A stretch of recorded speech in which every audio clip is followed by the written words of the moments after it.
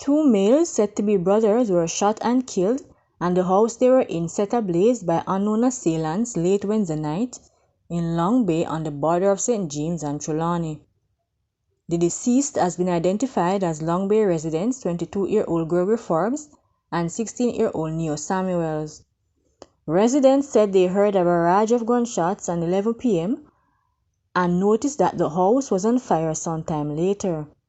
The bodies of Forbes and Samuels were subsequently found. It is understood that other occupants in the house at the time managed to escape the attack. Jamaica Councillor for the Southborough Division in Portmore St. Catherine, the People's National Party's Ainsley Parkins was shot dead on Thursday morning. It is understood that Parkins was shot in his division and transported to the Spanish Town Hospital. He is dead. I am just leaving the hospital and heading to Southborough right now. He was one of the best councillors in Portmore.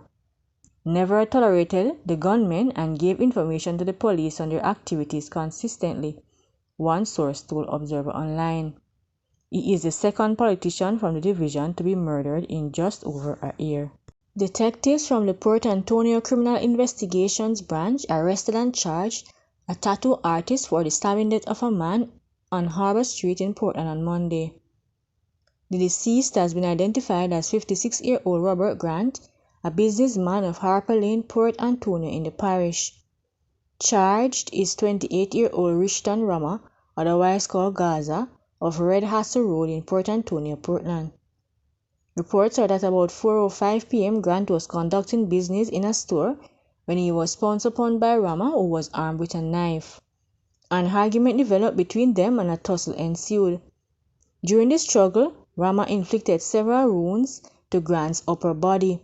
The police were alerted, and on their arrival, Grant was assisted to hospital where he was pronounced dead. Quick police action led to the apprehension of Rama in the vicinity of the scene. A knife was also discovered, and he was later charged after a question and answer interview was conducted. His court date is finalized.